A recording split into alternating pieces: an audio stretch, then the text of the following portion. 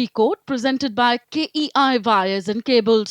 विकसित भारत का विकसित wire. Co-powered by Mongia Steel, steel का बादशाह. पंजाब नेशनल बैंक, भरोसे का प्रतीक. In association with JK Smart Tire. Save fuel, stay safe. Doctor ortho Ayurvedic oil एवं कैप्सूल अब दर्द भी घुटने टेकेगा. PIMR Indore joins India's elite universities, bringing global top 20 standards. मुल्तानी पश्मीना, अपने हक का खाओ, सब कुछ बचाओ.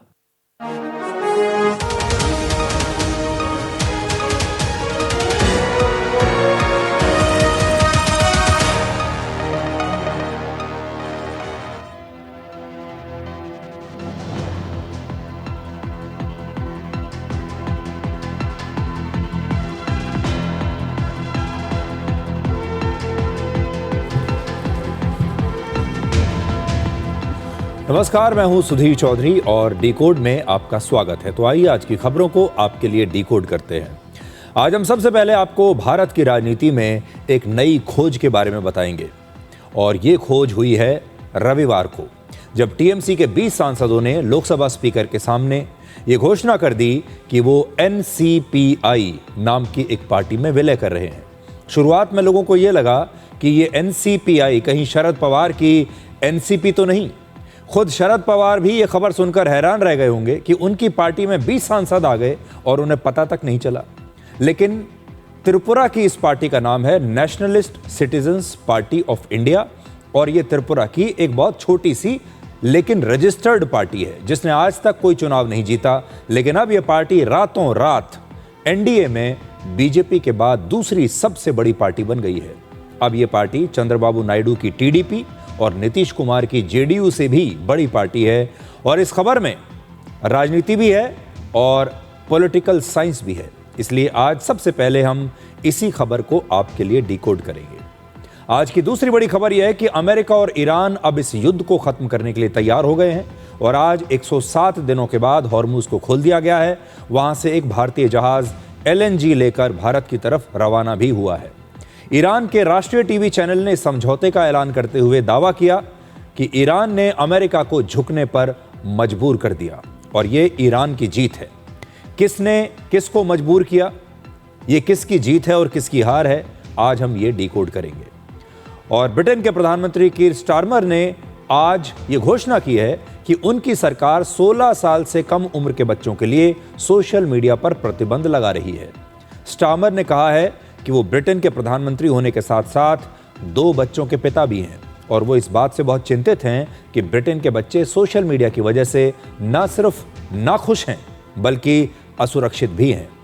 आज हम आपसे भी ये सवाल पूछेंगे कि क्या आप भी अपने बच्चों के सोशल मीडिया के लगातार प्रयोग से परेशान हैं और इस मुद्दे पर आपकी क्या राय है। लेकिन सबसे पहले हम आपको भारतीय राजनीति में एक नई खोज के बारे में बताना चाहते हैं और ये खोज ऐसी है जिसके बारे में इससे पहले शायद किसी ने सोचा भी नहीं था। आपको याद होगा, एक बड़ी मशहूर फिल्म आई थी जिसका नाम था शोले और उसमें एक मशहूर सीन था जब गब्बर सिंह कालिया से पूछता है कितने आदमी थे और कालिया ने कहा सरदार 2 आदमी थे।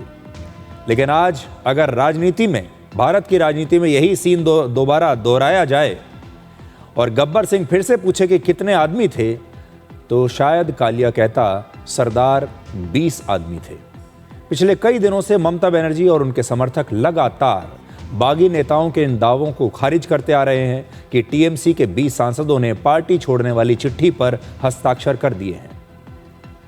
लगातार इस पर विवाद बना हुआ था कि हस्ताक्षर असली हैं, नकली हैं, क्या इनकी संख्या सही है। लेकिन आज आप ये तस्वीर देखिए।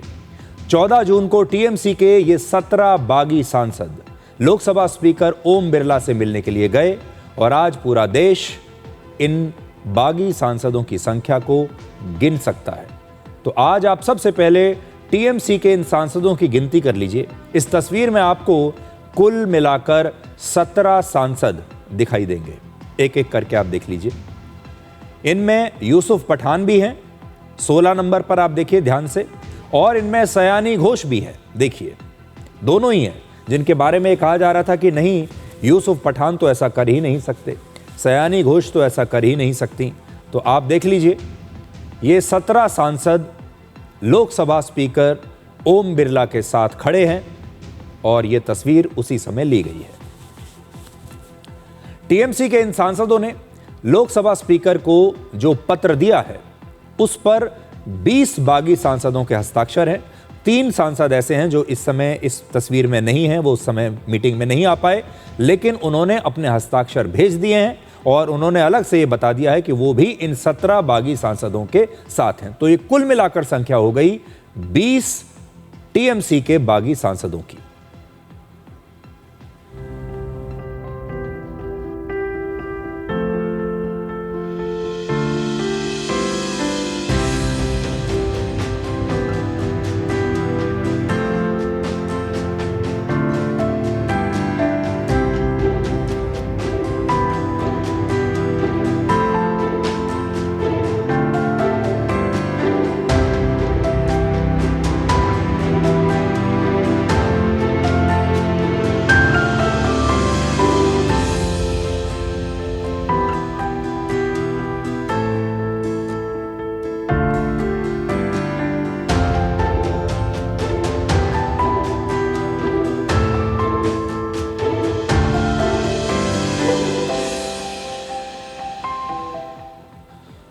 तो ममता बनर्जी और उनके समर्थकों को आज ये तस्वीर बिल्कुल अच्छी नहीं लग रही होगी।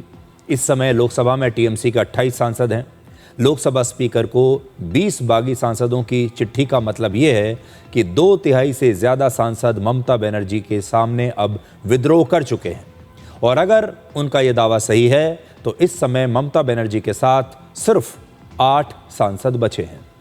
बागी सांसदों के गुट की जो नेता हैं काकोली घोष, उन्होंने कहा है कि बागी गुट लोकसभा में टीएमसी से अलग बैठना चाहता है और ये गुट अब एनडीए को समर्थन देगा, यानी ये गुट मोदी सरकार को समर्थन देगा। हम लोग एआईटीसी से चुने हुए 20 सांसद स्पीकर साहब से मिलकर अलग बैठने का चिट्ठी दिया और ये 20 सांसद जो हमारे कुल मिला के जितने हैं उसमें से 2/3 से ज्यादा है। हम ये जो जुट अभी नेशनलिस्ट पार्टी ऑफ इंडिया से, उसके बाद क्या होगा, हम काम करेंगे राष्ट्र के लिए और प्रधानमंत्री के नेतृत्व में एनडीए के साथ हम लोग काम करेंगे। पार्टी कल तो गए थे हम लोग, आप लोग देखे, सब कुछ पता है आप लोगों को। तो अभी चलो नेक्स्ट जुलाई में सेशन है, तब हम लोग देखेंगे क्या क्या हो रहा है। नहीं अभी तो चलो लीडरशिप, कौन लीडर कौन डेपुटी, ये सब ठीक होगा, फिर चलेगा। सभी तो कॉल किया है ना, सुतरां वो जो बोलेगा, जो senior most MP Sudip Bandyopadhyay वही बोलेगा। ठीक है, हम सभी मिले काम करेगा। तो अब ये कहा जा रहा है कि लोकसभा स्पीकर ओम बिरला इस मामले में आगे चलकर कानूनी राय ले सकते हैं और उन्हें लेनी भी चाहिए। सूत्रों के मुताबिक कानून मंत्रालय और वरिष्ठ कानूनी जो सलाहकार हैं उनकी राय मिलने के बाद इस पर कोई अंतिम फैसला लिया जाएगा और अंतिम फैसला संसद के मॉनसून सत्र से पहले लिया जा सकता है। ये भारत की राजनीति में एक नई खोज है, क्योंकि पहली बार इतनी बड़ी संख्या में सांसद एक ऐसी पार्टी में शामिल हो गए हैं जिसका कोई बड़ा जनाधार नहीं है, जिसने आज तक कभी कोई एक चुनाव भी जीता नहीं है। हालांकि दल बदल कानून इसकी इजाज़त देता है। इस कानून के तहत किसी पार्टी के विधायकों या सांसदों को पार्टी छोड़ने के लिए कम से कम 2/3 सदस्यों का साथ जरूरी है, लेकिन अगर कोई सांसद या विधायक अकेले अपनी पार्टी छोड़ता है तब उसकी सदस्यता जा सकती है। ये कानून कहता है कि किसी राजनीतिक पार्टी का दूसरी पार्टी में विलय हो सकता है, लेकिन केवल सांसद या विधायक अपने स्तर पर किसी दूसरी पार्टी में विलय नहीं कर सकते। तो सवाल आज ये है कि क्या लोकसभा में किसी पार्टी के 2/3 सांसद किसी दूसरी पार्टी में विलय कर सकते हैं या नहीं कर सकते। और इस बार ये मामला सबसे अलग इसलिए है क्योंकि इस नई जो पार्टी है जिसका नाम है एनसीपीआई, इसका कोई अभी तक जनाधार भी नहीं है, इसका कोई विधायक भी नहीं है और इसका कोई सांसद भी अभी तक नहीं है। लेकिन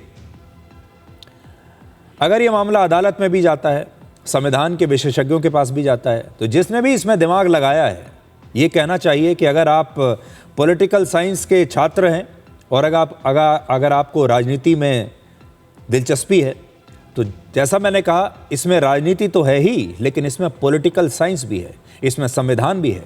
और जिसने भी ये आइडिया निकाला NCPI नाम की पार्टी में इन सांसदों के विलय करने का, उसने एक बहुत ज़बरदस्त आइडिया निकाला।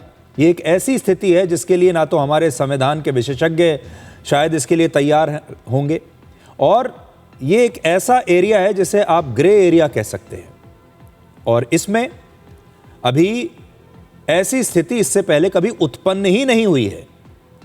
तो इसलिए जब ये मामला किसी अदालत के सामने जाएगा, किसी विशेषज्ञ के सामने भी जाएगा, तो इसमें बहुत सोच समझकर फैसला लेने की जरूरत पड़ेगी, क्योंकि ये जो स्थिति है, ये अभूतपूर्व राजनीतिक स्थिति पैदा की गई है।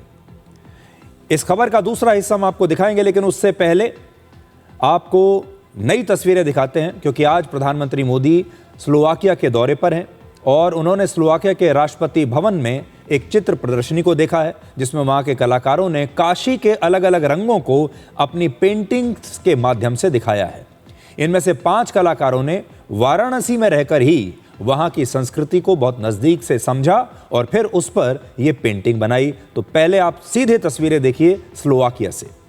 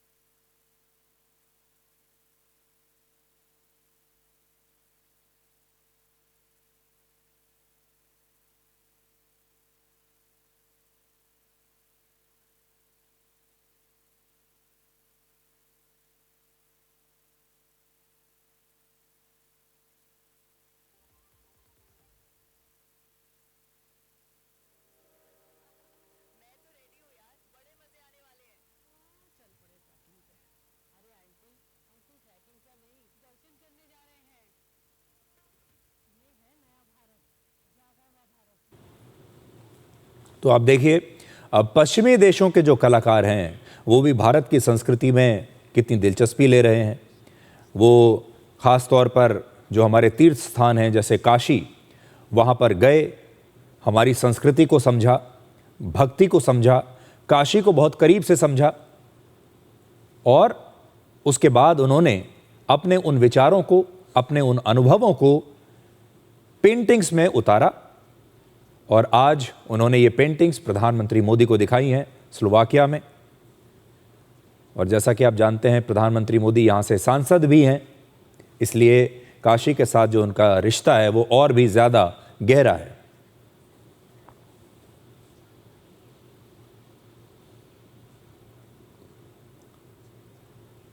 तो भारत की संस्कृति की जो सॉफ्ट पावर है वो अब पूरी दुनिया में महसूस की जा रही है, देखी जा रही है। और किसी भी देश को शक्तिशाली बनाने में उस देश की जो सॉफ्ट पावर होती है वो भी बहुत महत्वपूर्ण होती है। और हमारी संस्कृति, हमारी भक्ति, काशी जैसे जो हमारे स्थल हैं, ये हमारी सॉफ्ट पावर है। जिस प्रकार से योगा हमारी एक सॉफ्ट पावर है, आयुर्वेद हमारी एक सॉफ्ट पावर है, तो वही सॉफ्ट पावर आज स्लोवाकिया में इन पेंटिंग्स के जरिए दिखाई दे रही है।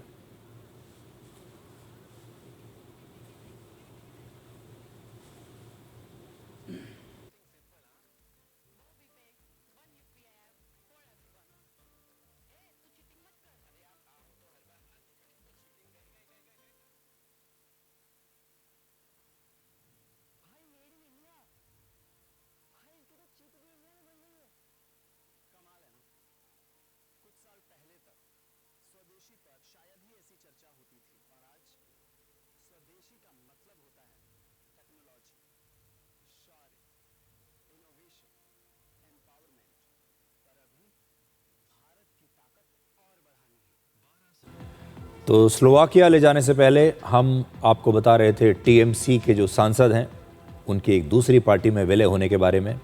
रविवार शाम को टीएमसी के इन बागी सांसदों ने पूरे देश को एक सरप्राइज दे दिया और देश के तमाम लोग यही सोच रहे थे कि ये सांसद टीएमसी पर अपना दावा करेंगे और कहेंगे कि हम ही असली टीएमसी हैं, इसलिए टीएमसी का नाम और चुनाव चिन्ह हमें मिलना चाहिए, जैसा कि शिवसेना के समय पर हुआ था।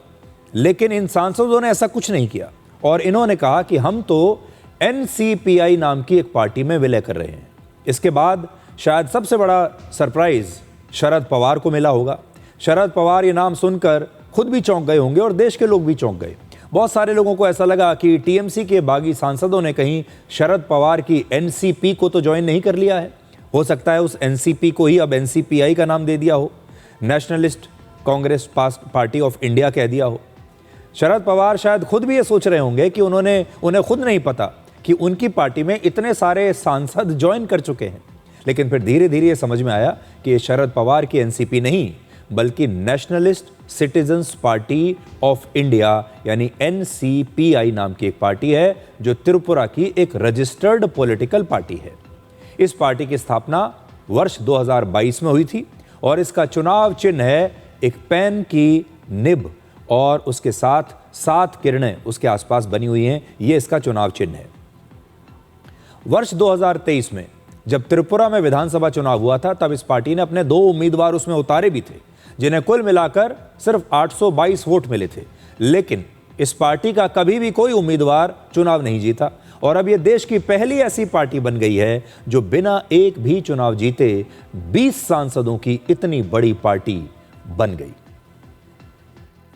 अभी बातचीत नहीं की है मगर मैं वेलकम करता हूं बातचीत करने के लिए। अच्छा, आप खुश है कि ये जो रिबेल सांसद जो इसके साथ जुड़ा हुआ है? अरे अगर मेरा छोटा सा दल है, अगर ये बड़ा होगा तो क्यों ना खुश होंगे। अच्छा, मगर उसके लिए बातचीत करना पड़ेगा। प्रॉपर तरीका से। प्रॉपर तरीका से तो कॉन्स्टिट्यूशन है ना, उसको मान के चलेंगे सब। तो आप क्या कहेंगे? आप बैठना चाहिए तो जरूर बैठेंगे। किसके साथ? सबके साथ।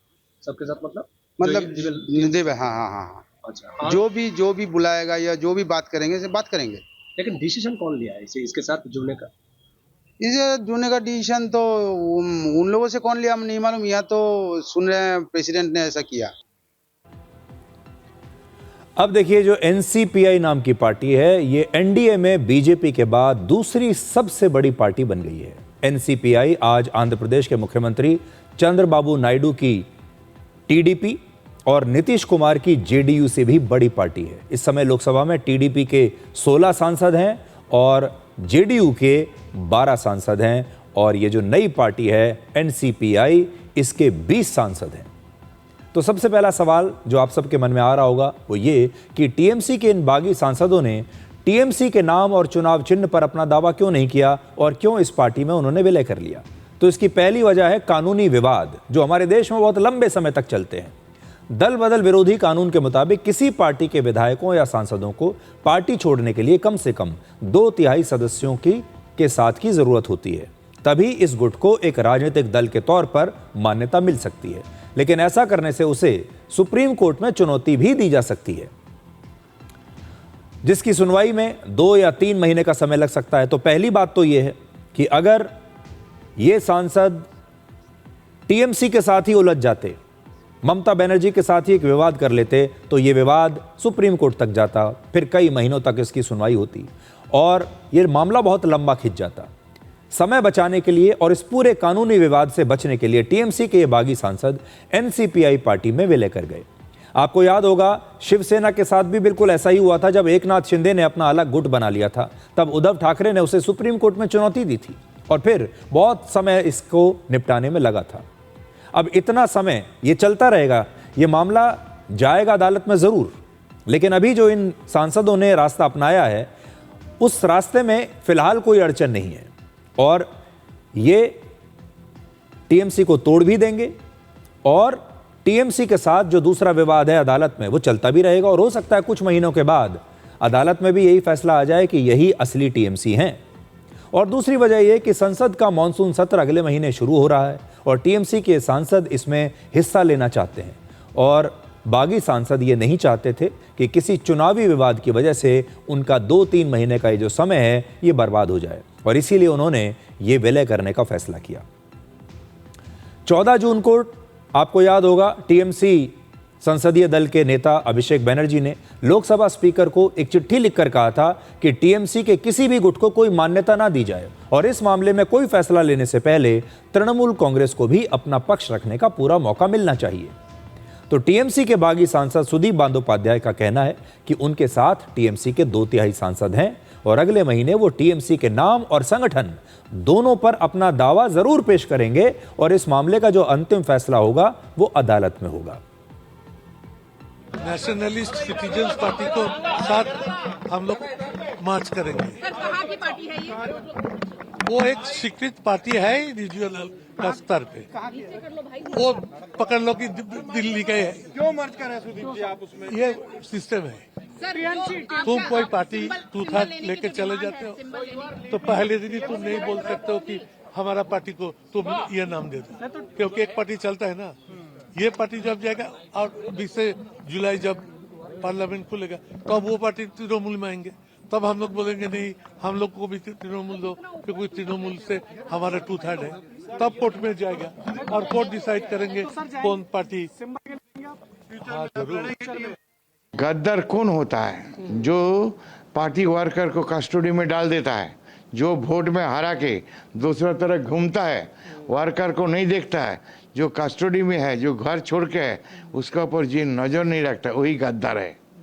जो अपना गद्दार बोलता है ना, उसको बोलो अपना शीशा में मुंह देखे गद्दार कौन है। अटैक भी हुआ आप पर? हम लोग तो सर सीट में मार ही देता था, ये देखे ना गोली का दाग। हमारा भाई हमारा 20 आदमी सिग्नेचर करके कल दिया है। हम ऑफिस मांगा है, हमको ऑफिस मिलेगा, हमारा ऑफिस चालू हो जाएगा, हमको सीट मिल जाएगा, हम बैठ के काम करेगा। तो ये जो लड़ाई है टीएमसी की और टीएमसी के चुनाव चिन्ह को लेने की, असली टीएमसी कौन सी है, इस लड़ाई को टीएमसी के जो सांसद हैं ये संसद में नहीं लड़ना चाहते। ये लड़ाई अदालत में चलती रहेगी और इसके लिए वो अपना बर्बाद समय नहीं करना चाहते।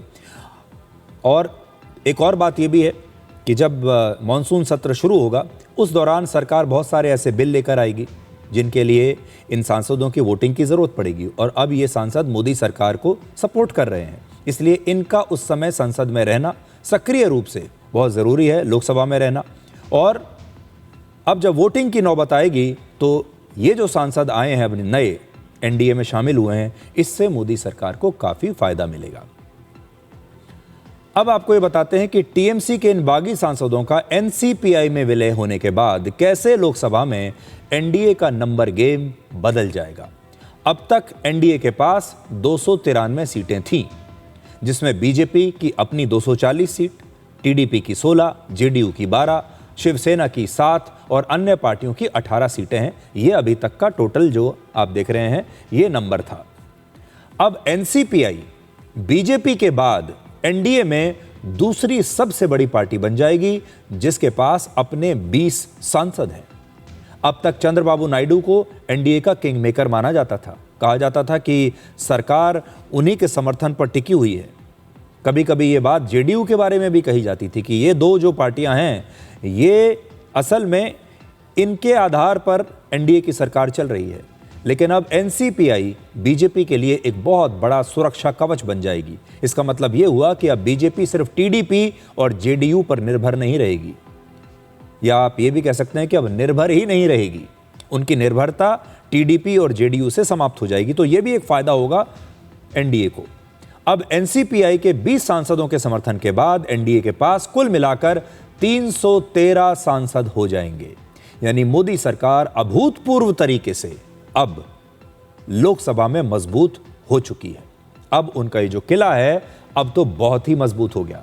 अगर आप लोकसभा में विपक्ष के इंडी गठबंधन की बात करें तो उनकी संख्या पहले थी 232 और अब वो घटकर रह जाएगी 190। इसलिए राहुल गांधी एंड पार्टी के लिए भी ये एक बड़ी बुरी खबर है। टीएमसी के बागी सांसदों के अलावा डीएमके के 22 सांसद भी अब विपक्ष के इंडी गठबंधन को छोड़ चुके हैं। इसके अलावा राज्यसभा में टीएमसी के 13 सांसद हुआ करते थे, अब इनकी संख्या 9 रह गई है, क्योंकि टीएमसी के 4 सांसदों ने राज्यसभा से भी इस्तीफा दे दिया है। अब एक और बात आज आपको याद करनी चाहिए। कुछ दिन पहले राहुल गांधी ने 2 बड़ी भविष्यवाणी की थी और उनकी ये दोनों ही भविष्यवाणियां अब गलत साबित हो चुकी हैं। पहला, कुछ दिन पहले उन्होंने कहा था कि मोदी सरकार 1 साल के अंदर गिर जाएगी। वो ये बात जानते हैं और बड़े कॉन्फिडेंस के साथ उन्होंने ये बात कही थी। लेकिन मोदी सरकार तो कमज़ोर होने के बजाय और मजबूत होती जा रही है और अब एनडीए के 20 सांसद भी मोदी सरकार यानी एनडीए में मिल गए हैं। और अब आप सोचिए कि राहुल गांधी तो ये कह रहे थे कि 1 साल में सरकार गिर जाएगी, यानी राहुल गांधी को अब तो बहुत ही लंबा इंतजार करना पड़ेगा। पता नहीं कितना लंबा, कोई नहीं कह सकता। इस हफ्ते राहुल गांधी के और उनकी टीम के 2 बड़े विकेट गिर गए हैं।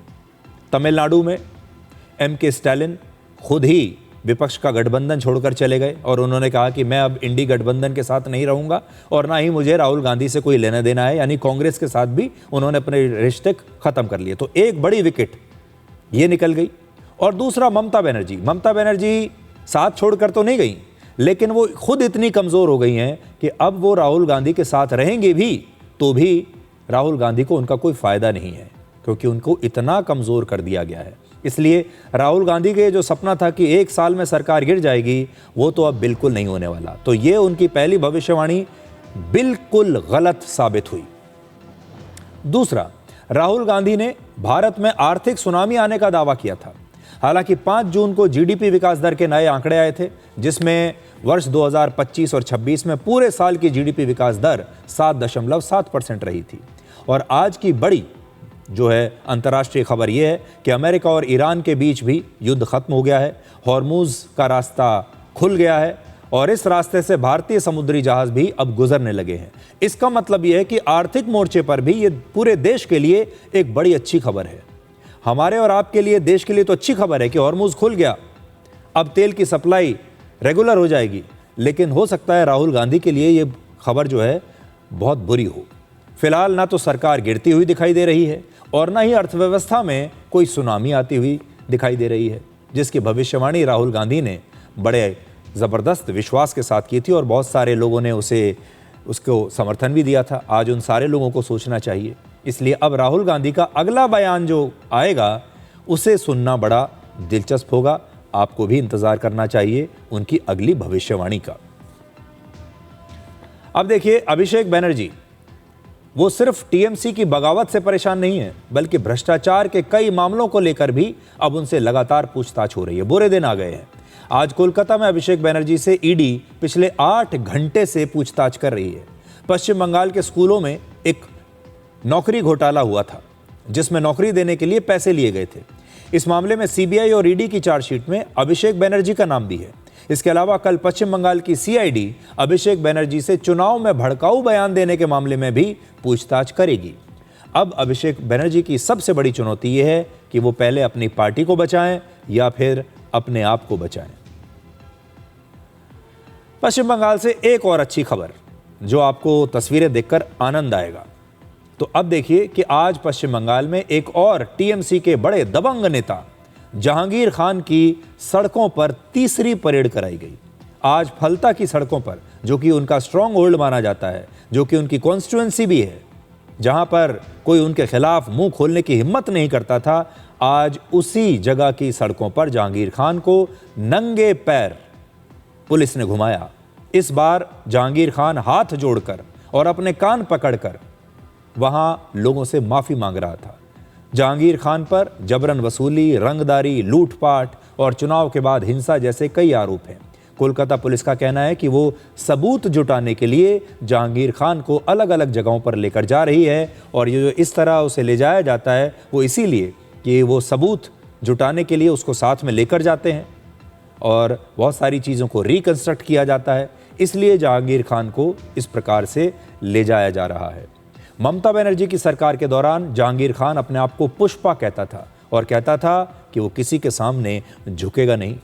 लेकिन समय का चक्र देखिए, अब उसी पुष्पा की बार बार सड़कों पर परेड हो रही है और अब जहांगीर खान हाथ जोड़कर और कान पकड़कर लोगों से माफ़ी मांग रहा है। एक और ख़ास बात ये, जब पहले दिन इसे लेकर गए थे 11 जून को, तो आप देखिए पहले ये बड़ी अकड़ में चलता था। उस दिन माफ़ी नहीं मांग रहा था। उस दिन अगर आप उसको देखेंगे तो पूरी अकड़ के साथ वो चल रहा था। लेकिन धीरे धीरे जैसे समय बीत रहा है, ये अकड़ समाप्त हो रही है और अब 11 जून की ये तस्वीर देखिए, यहां बिल्कुल ठीक है, यहां उसे कोई शर्मिंदगी नहीं है।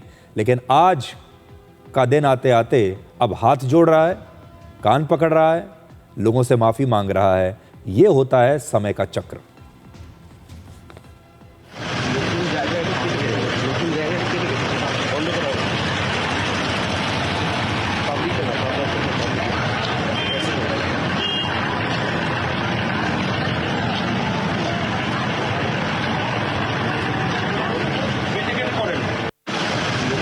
इसलिए कहते हैं कि जब आप सत्ता में रहें, जब आपके पास ताकत हो, तब कभी घमंड नहीं करना चाहिए।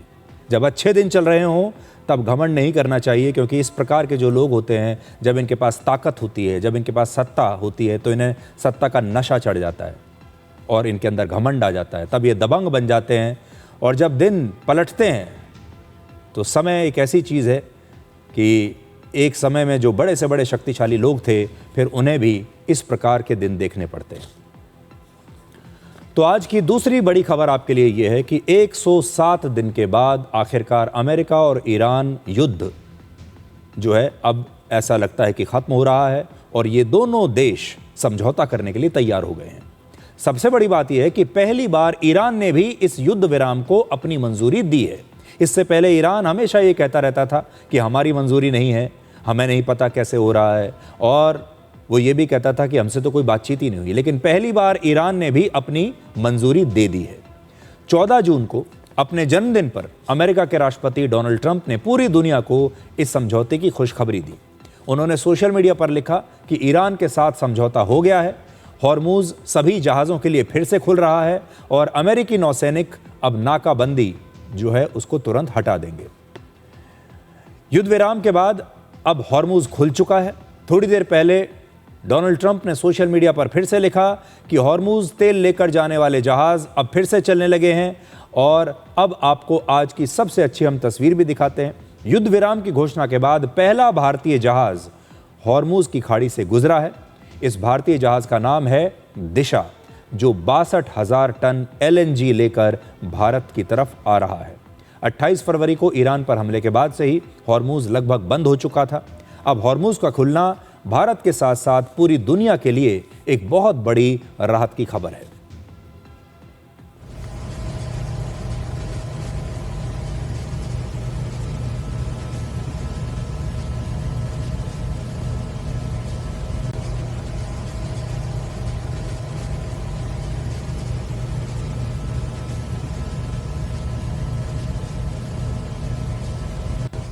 तो आज एक भारतीय जहाज़ हॉर्मूज के रास्ते से गुजरा है LNG लेकर और ये भारत की तरफ आ रहा है। ये एक अच्छी खबर है, एक बड़ा शुभ संकेत है। अब एक बार फिर से आपको स्लोवाकिया लेकर चलते हैं, क्योंकि जैसा मैंने आपको बताया प्रधानमंत्री मोदी इस समय स्लोवाकिया में हैं और स्लोवाकिया के राष्ट्रपति और उनके बीच मुलाकात के दौरान दोनों ने ही एक दूसरे को अलग अलग तोहफे दिए हैं। वो नई तस्वीरें हमारे पास आई हैं, आप देखिए।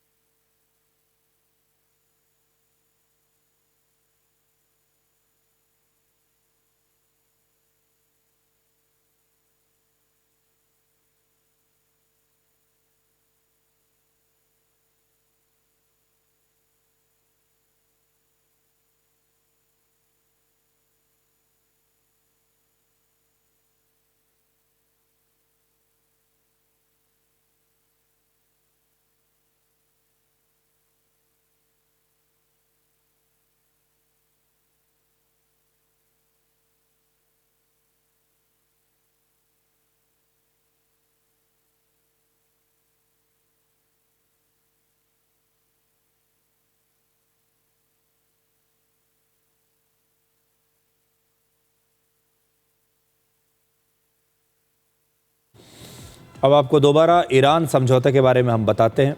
ईरान इस समझौते को अमेरिका पर अपनी जीत बता रहा है। अब देखिए, दोनों ही अपनी अपनी जीत का दावा कर रहे हैं। ट्रंप कहते हैं ये मेरी जीत है, लेकिन ईरान कहता है कि ये हमारी जीत है।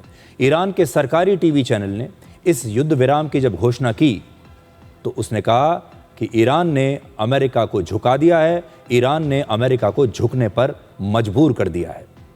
آمریکا وادار به امضای تفاهم پایان جنگ با جمهوری اسلامی ایران و جبهه مقاومت شد. तो देखिए, ईरान का जो टीवी चैनल है वो कह रहा है कि अमेरिका को मजबूर होना पड़ा ईरान के साथ समझौता करने के लिए।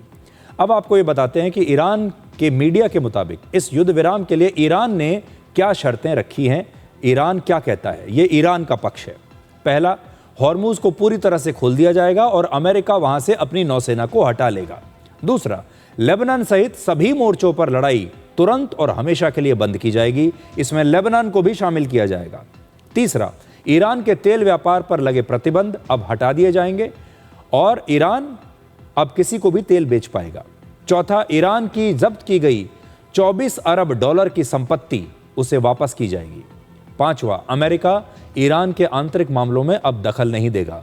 छठा, अमेरिका और उसके सहयोगी देश ईरान में 300 अरब डॉलर के निवेश और रिकंस्ट्रक्शन के लिए काम करेंगे। अमेरिका और ईरान 19 जून को स्विट्जरलैंड के जिनेवा में समझौते पर हस्ताक्षर करेंगे और ईरान ने यह भी स्पष्ट किया है कि यह समझौता फिलहाल 60 दिनों के लिए ही लागू होगा, 60 डेज। इन 60 दिनों में ईरान के परमाणु कार्यक्रम पर भी अलग से बातचीत चलती रहेगी। ईरान के उप विदेश मंत्री ने ईरान के एक न्यूज़ चैनल पर अपने एक टेलीफोनिक इंटरव्यू में कहा कि अगले 60 दिनों में बातचीत का सबसे बड़ा मुद्दा ईरान पर लगे सभी प्रतिबंधों को खत्म करना होगा। ما در مذاکرات 60 روزه چندین موضوع داریم. نکته اول بحث خاتمه تمامی تحریم‌ها علیه جمهوری اسلامی ایران هست. تحریم‌های یک جانبه، چه اولیه و چه ثانویه، و همچنین خاتمه قطعنامه‌های شورای امنیت، خاتمه قطعنامه‌های شورای حکام آژانس. تمامی اینها در متن پیش‌نویس هم پیش‌بینی شده که آمریکا به تمامی اینها خاتمه خواهد داد. این تفاوت کلیدی با تعهدات آمریکا ذیل معاهده موافقتنامه‌های قبلی همکاری‌های هسته‌ای بود و یا رفع تحریمی. در واقع تمامی تحریم‌ها رفع خواهند شد. अमेरिका और ईरान के बीच जो MOU हुआ है, यानी मेमोरेंडम ऑफ अंडरस्टैंडिंग, इस पर अमेरिका के राष्ट्रपति, उपराष्ट्रपति और ईरान की संसद के अध्यक्ष ने हस्ताक्षर किए हैं। मेमोरेंडम ऑफ अंडरस्टैंडिंग ही 19 जून को आखिरी समझौते के रूप में इसको बदल दिया जाएगा, कन्वर्ट हो जाएगा उसमें। और ट्रंप के लिए इस युद्ध को जल्द खत्म करना बहुत ज़रूरी हो गया था। पिछले 106 दिनों में इस युद्ध पर अमेरिका के लगभग 3 लाख करोड़ रुपए खर्च हो चुके हैं। माफ़ कीजिएगा, लगभग देखिए 2.8 लाख करोड़ रुपए खर्च हो चुके हैं। कच्चे तेल की कीमतों में वृद्धि से अमेरिका में कई बार पेट्रोल के दाम बढ़ चुके हैं। अमेरिका में महंगाई 3 वर्षों में सबसे ज़्यादा हो गई है। युद्ध की वजह से अमेरिका में भी ट्रंप का लगातार विरोध किया जा रहा है। इसी साल मिड टर्म इलेक्शन होने वाले हैं और ट्रंप की लोकप्रियता लगातार नीचे गिर रही है। इसलिए वो समझौते की कोशिश बहुत समय से कर रहे थे। ईरान के राष्ट्रीय सुरक्षा आयोग के सदस्य का एक सदस्य का कहना है कि ट्रंप को इस समझौते की बहुत आवश्यकता थी। वहीं अमेरिका के उपराष्ट्रपति JD वांस कहते हैं कि ये समझौते ट्रंप के पिछले 1.5 साल की रणनीति का एक हिस्सा है। I believe there are some in our country who oppose this. However, the U.S. urgently needs this. Trump, due to the upcoming elections and the need for peace during the World Cup, is also interested. Therefore, we are willing to proceed, provided that the interests of the Islamic Republic are secured. What the president really wanted to do, not just with the last 6 weeks, but really the last year and a half of Iran policy, is to get us to a place where we could change our relationship fundamentally with the Iranians and ensure that they never have a nuclear weapon. तो देखिए, America ये कह रहा है कि हमने जो road map बनाया था सब कुछ उसी के हिसाब से हो रहा है। पूरी पटकथा, स्क्रिप्ट सब कुछ हमने लिखी है, पूरी कहानी हमने लिखी है, हमारे हिसाब से हो रहा है। और ईरान ये कह रहा है कि हमने अमेरिका को झुका दिया है, हमने अमेरिका को ये हस्ताक्षर करने के लिए मजबूर कर दिया है। अब अगर 19 जून को अमेरिका और ईरान के बीच ये समझौता हो जाता है तो ईरान के लिए भी ये एक अच्छी खबर होगी। क्यों? ईरान को 47 साल पुराने अमेरिकी प्रतिबंधों में कुछ राहत मिल सकती है। 1979 की इस्लामिक क्रांति के बाद से ईरान पर लगातार बहुत सारे आर्थिक प्रतिबंध लगाए गए थे। दूसरा, अमेरिका और दूसरे देशों में ईरान की जो संपत्तियां जब्त कर ली गई हैं वो अब उन्हें वापस मिल सकती हैं। वो जो पैसा है बैंकों में जिन्हें जब्त कर लिया गया है वो वापस मिल सकता है। तीसरा, अगर ईरान के तेल निर्यात पर प्रतिबंध हट जाते हैं तो ईरान खुलकर पूरी दुनिया को अब अपना तेल बेच पाएगा और उससे पैसा कमा पाएगा। चौथा, चीन, भारत और खाड़ी देशों की कंपनियां फिर से ईरान में अपना पैसा इन्वेस्ट कर पाएंगी। विदेशी मुद्रा आने से ईरान की करेंसी रियाल और भी मजबूत हो जाएगी। पांचवी बात, ईरान एक अलग थलग देश की छवि से बाहर निकलकर फिर से ग्लोबल इकोनॉमी का हिस्सा बन जाएगा। सबसे बड़ी बात यह कि अमेरिका ने ईरान में सत्ता परिवर्तन के उद्देश्य से यह हमला किया था, लेकिन ईरान में न तो सत्ता परिवर्तन हुआ, ना वहां का कोई भी सिस्टम में जरा भी कोई बदलाव आया और ना ही ईरान झुका और ना ही उसने सरेंडर किया। दुनिया भर में इस समझौते का स्वागत किया जा रहा है। प्रधानमंत्री मोदी ने भी सोशल मीडिया पर पश्चिम एशिया में संघर्ष समाप्त करने को लेकर हुई इस सहमति का स्वागत किया है। उन्होंने उम्मीद जताई है कि इस समझौते से इस क्षेत्र में शांति और स्थिरता होगी। अब युद्ध खत्म करने की घोषणा से कच्चे तेल की कीमतों में एक बड़ी गिरावट आ गई है। कच्चा तेल $90 से गिरकर अब $80 प्रति बैरल पर आ गया है और अब कच्चे तेल का दाम 3 महीने में इस समय सबसे कम हो चुका है। तो ये हमारे देश के लिए भी अच्छी खबर है और हमारे देश के लोगों को लगातार ये डर बना हुआ था कि अगर ये युद्ध नहीं समाप्त हुआ और ऐसे ही सब चलता रहा, हॉर्मुज़ ऐसे ही बंद रहा, तो तेल की कमी भी होगी और तेल लगातार महंगा होता चला जाएगा। लेकिन अब अगर ये समझौता लागू हो जाता है, हॉर्मुज़ खुला रहता है, तो अब तेल की कीमतें लगातार नीचे गिरेंगी और इससे हमारे देश में जो है तेल की कीमतों को कंट्रोल करने में आसानी होगी। तो इसलिए आप ये कह सकते हैं कि हमारे देश के भी हर व्यक्ति के लिए एक अच्छी खबर है, क्योंकि ईरान का जो युद्ध था ये लगातार हम सब के परिवारों पर असर डाल रहा था, हम सब की जिंदगियों पर भी इसका पूरा असर पड़ रहा था। इसलिए हम सब के लिए भी ये एक राहत की खबर है। अब आपको एक ऐसी खबर के बारे में बताते हैं जिसकी इस समय पूरी दुनिया में चर्चा हो रही है, क्योंकि ये हमारे और आपके घर के बच्चों से जुड़ी हुई खबर है। ब्रिटेन के प्रधानमंत्री कीर स्टारमर ने आज ये घोषणा की कि उनकी सरकार 16 साल से कम उम्र के बच्चों के लिए सोशल मीडिया पर प्रतिबंध लगा रही है। स्टारमर ने आज एक बड़ा भावुक संदेश जारी किया है, एक वीडियो संदेश, जिसमें उन्होंने कहा कि वो ब्रिटेन के प्रधानमंत्री तो हैं ही, लेकिन साथ साथ वो 2 बच्चों के पिता भी हैं और वो इस बात से बहुत चिंतित हैं कि ब्रिटेन के बच्चे सोशल मीडिया की वजह से नाखुश भी हैं और असुरक्षित भी हैं। उनके मुताबिक ब्रिटेन के बच्चे अब सोशल मीडिया के जाल में फंस गए हैं और उन्हें बचाने के लिए सख्त फैसले लेना अब ज़रूरी हो गया है। हालांकि ब्रिटेन के प्रधानमंत्री ने यह भी कहा कि इस कानून का विरोध ज़रूर होगा, वो इसके लिए तैयार हैं और इस कानून को लागू कराना उनके लिए एक बड़ी चुनौती होगी, लेकिन उन्होंने तय कर लिया है कि वो इस कानून को लागू करके ही रहेंगे, चाहे जितना मर्जी विरोध हो। Thousands of parents say their children are addicted to social media. It can leave them trapped in a cycle of endless scrolling that displaces play, sleep, and time with the family. It can harm their mental health. And frankly, parents need our support on this. That is why today, the government has decided to ban social media access for children under 16. It's a big step for our country. Now, it's not an easy thing to do. तो आप देखिए, social media को ban करने का ये जो फैसला है, ये कीर स्टारमर ने सोशल मीडिया पर ही इसका ऐलान किया है। अभी जो हमने आपको उनका वीडियो दिखाया, ये उन्होंने खुद अपने सोशल मीडिया हैंडल पर पोस्ट किया है अपना एक वीडियो, जिसमें वो ये कहते हैं कि मैं प्रधानमंत्री तो हूँ, लेकिन मैं 2 बच्चों का पिता भी हूँ, मैं भी बहुत चिंतित हूँ। और ये सोशल मीडिया पर उन्होंने अपना वीडियो डाला।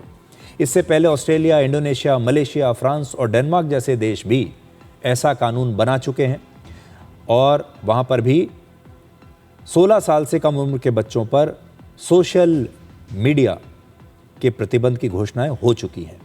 यूरोप के कई देश जैसे जर्मनी, स्पेन, इटली और बेल्जियम में भी 13 से 16 वर्ष के बच्चे अपने माता पिता की सहमति से ही सोशल मीडिया का इस्तेमाल अब कर सकते हैं, उनकी बिना सहमति के नहीं कर सकते। ये फैसला इसलिए लेना पड़ा क्योंकि आज के समय में बच्चों का स्क्रीन टाइम फैमिली के बड़े सदस्यों से कहीं ज़्यादा होने लगा है और ब्रिटेन में स्थिति और भी ज़्यादा चिंताजनक है। ब्रिटेन में 8 से 16 साल की उम्र के लगभग 78% बच्चों के पास अपने स्मार्टफोन हैं खुद के, जबकि 16 से लेकर 17 साल के लगभग 98% बच्चे वहाँ पर स्मार्टफोन का इस्तेमाल करते हैं, मोबाइल फ़ोन का इस्तेमाल करते हैं और 55% बच्चे ऑनलाइन गेम्स खेलते हैं। सबसे बड़ी बात यह है कि अगर सोशल मीडिया पर पाबंदी लगी तो बच्चे इस खाली समय में क्या करेंगे ये किसी को नहीं पता।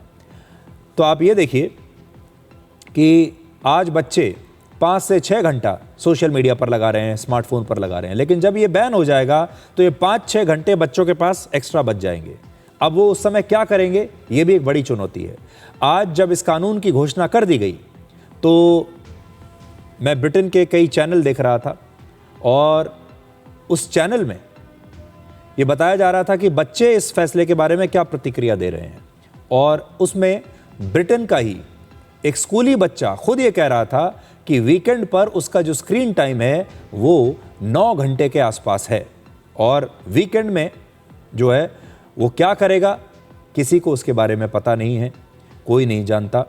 तो देखिए ये भी हो सकता है कि बच्चे खुद ही इस फैसले का विरोध करेंगे।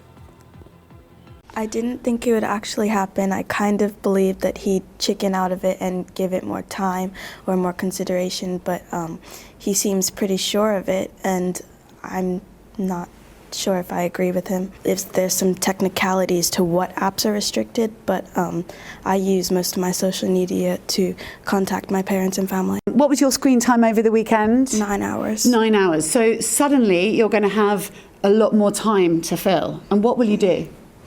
Stare at a wall. Stare at a wall. आज के समय में मोबाइल फ़ोन और सोशल मीडिया सिर्फ एक देश की समस्या नहीं है, पूरी दुनिया की समस्या है। जैसे समस्या ये ब्रिटेन की है वैसे ही हमारे देश की भी है। लेकिन आज दुनिया में बड़ी बड़ी टेक कंपनियां सोशल मीडिया प्लेटफॉर्म्स की मालिक हैं। उनके लिए हमारे बच्चे एक प्रोडक्ट बन चुके हैं। वो ऐसे किसी भी प्रतिबंध का विरोध ज़रूर करेंगे या फिर इसे ठीक से लागू ही नहीं होने देंगे। बहुत सारे बच्चे भी नियमों में कोई ना कोई खामी निकालकर सोशल मीडिया का इस्तेमाल करना छोड़ेंगे नहीं, कोई ना कोई लूप होल निकालकर सोशल मीडिया पर आ ही जाएंगे। ऐसे आज सोशल मीडिया कंपनियों को अपने टेक्नोलॉजी में आज ऐसे बदलाव करना चाहिए जिससे कोई भी 16 से कम उम्र का बच्चा इसका इस्तेमाल ना कर पाए। क्या क्या बदलाव होने चाहिए, ये जो टेक कंपनियां हैं इन्हें कैसे गंभीरता से इनको करना चाहिए, हम आपको बताएंगे। लेकिन अभी एक छोटा सा ब्रेक ले रहे हैं और ब्रेक के बाद हम आपको प्रधानमंत्री मोदी के स्लोवाकिया दौरे की तस्वीरें दिखाएंगे।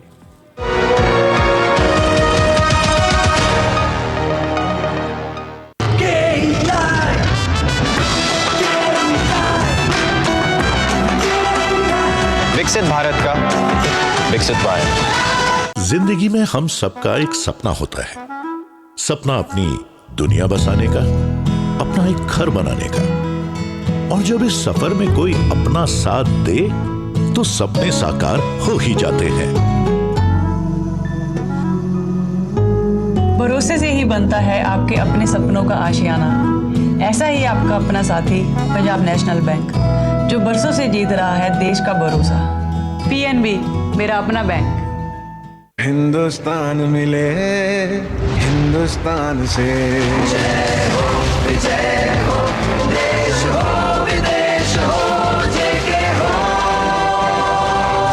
देश का tyre JK tyre. PIMR Indore joins India's elite universities, bringing global top 20 standards at a 32 years academic legacy. Learn to lead high quality education in management, commerce and law. Table के ऊपर जब भी खाते हैं दबा के ये भाई साहब सब पचा देते। पर दिक्कत तो उन्हें आती है जो टेबल के नीचे से खा। मुल्तानी पश्मीना, अपने हक का खाओ, सब कुछ पचाओ।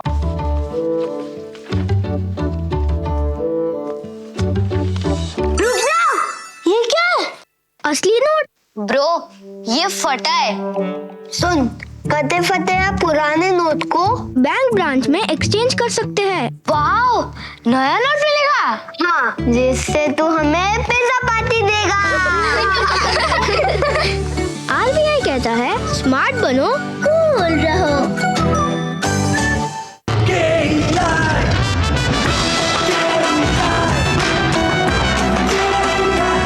विकसित भारत का विकसित भारत।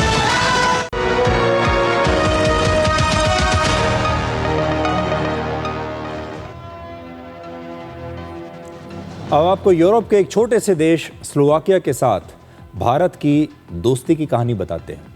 प्रधानमंत्री मोदी आज दिल्ली से लगभग 5,500 किलोमीटर दूर स्लोवाकिया के दौरे पर हैं। वर्ष 1993 में इस देश की स्थापना हुई थी और आज पहली बार भारत के किसी प्रधानमंत्री ने इस देश का दौरा किया है। आज स्लोवाकिया की राजधानी में ब्रेड और नमक से प्रधानमंत्री मोदी का एक पारंपरिक स्वागत किया गया। वहाँ पर ऐसी परंपरा है कि मेहमानों को ब्रेड और नमक भेंट करना सिर्फ स्वागत नहीं बल्कि उनके सम्मान, सुख, समृद्धि और अटूट दोस्ती का प्रतीक माना जाता है।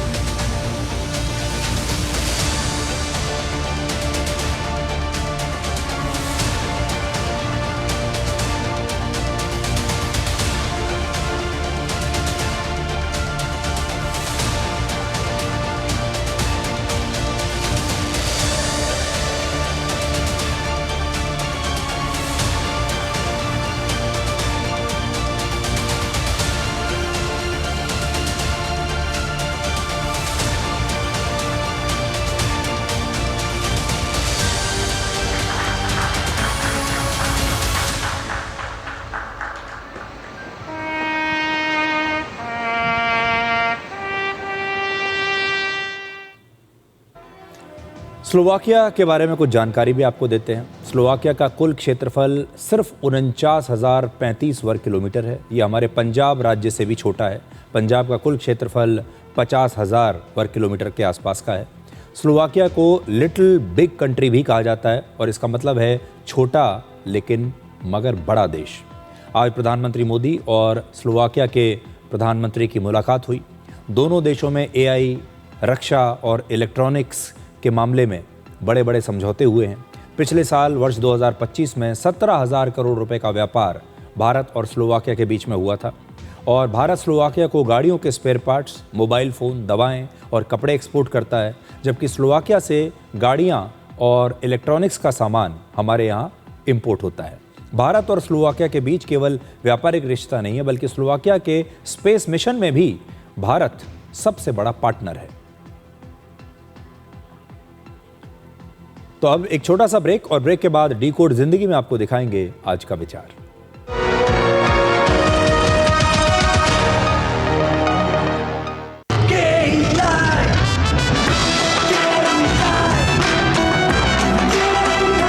विकसित भारत का विकसित Bharat. PIMR Indore joins India's elite universities, bringing global top 20 standards at a 32 years academic legacy. Learn to lead high quality education in management, commerce and law. This is no ordinary sky. This is where legends are born. Space transition. In the vast expanse above, the Indian Air Force reigns. Unseen, unstoppable, unmatched. The Indian Air Force to be a cut above. बुद्धू, नई car जीतने का मौका। Wow, पापा को surprise दूंगी। बस थोड़ी सी तो उनकी डिटेल भरनी है। रुक जा बुद्धू। व्हाट? ऐसे पॉपअप से सावधान रहो। स्कैमर्स पर्सनल डिटेल्स का गलत यूज कर सकते हैं। तो समझ गई ना, रिलैक्स। पर कार जीत जाते तो पापा होमवर्क नहीं कराते। RBI कहता है स्मार्ट बनो, कूल रहो। गोल्डी मसाले के 100 ग्राम के स्पेशल पैक्स में फ्रेशनेस लॉक है। ऐसे गोल्डी मसाले जहां जाए रिश्ते बनाए।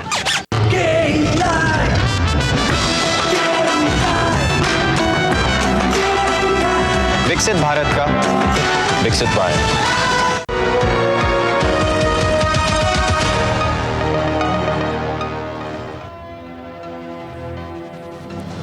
और अब आखिर में हर रोज़ की तरह आपको डिकोड के आज के एपिसोड के कुल व्यूज़ बताते हैं। आपकी स्क्रीन के बाईं तरफ जो नंबर आपको दिखाई दे रहा है ये इस समय है 5.8 मिलियन यानी 58 लाख। तो आज के हमारे एपिसोड को 58 लाख डिजिटल व्यूज़ मिले हैं।